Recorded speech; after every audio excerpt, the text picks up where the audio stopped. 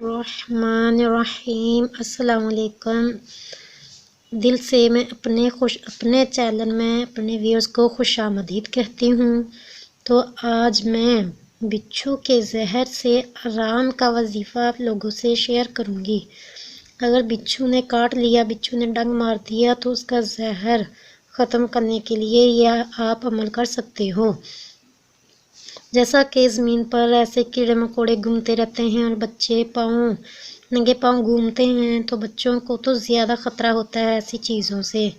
تو بچہ ہو یا بڑا، کسی کو بھی اس مسئلے میں اگر کوئی پریشانی ہوگی ہو، یہ مسئلہ بن گیا ہو، کسی کے ساتھ بچھو نے کاٹ لیا ہو، زہر اس کی باڈی میں ہو، تو آپ یہ والا وظیفہ کیجئے، یہ عمل کیجئے۔ اللہ تعالیٰ کے فضل و کرم سے آپ کو ضرور فائدہ ہوگا۔ بچھو کے زہر سے آرام کے لیے روحانی وظیفہ۔ اگر کسی کو بچھو ڈنگ مار دے، بچھو کاٹ لے، بچھو ڈنگ مار دے، تو زہر کے سبب بہت تکلیف ہو، آپ کو بہت پین ہو، تو آپ نے وضو کرنے کے بعد سورہ انشقاق پڑھ کر مریض پر دم کر دینا ہے۔ جس کو بچھو نے کاٹا ہو وہ اگر نہیں پڑھ سکتا تو کوئی اور وضو کر کے، جس کا تلفظ درست ہو، صحیح طرح سے پڑھنا جانتا ہو، وہ وضو کر کے سورہ انشقاق پڑھ کے پیشنٹ پر دم کر دے۔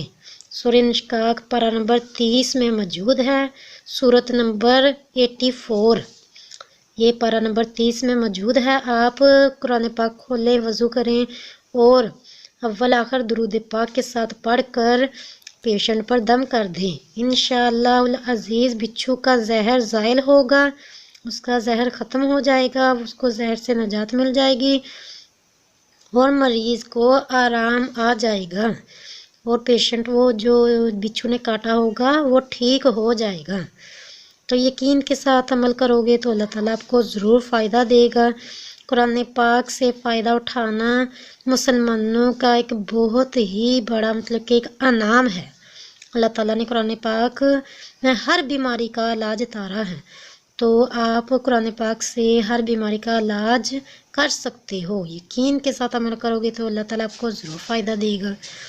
تو اب میں آپ لوگوں سے ریکویسٹ کروں گی کہ میرے اسلامی کے انفو یوٹیوب چینل کو سبسکرائب کیجئے اور ویڈیو کو آگے سے آگے شیئر کیجئے، اور ساتھ بننے گھنٹی کے بٹن کو بھی ضرور پریس کر دیا کرے، تاکہ جب بھی ویڈیو اپلوڈ ہو اس کا نوٹیفیکیشن سب سے پہلے آپ کو مل سکے۔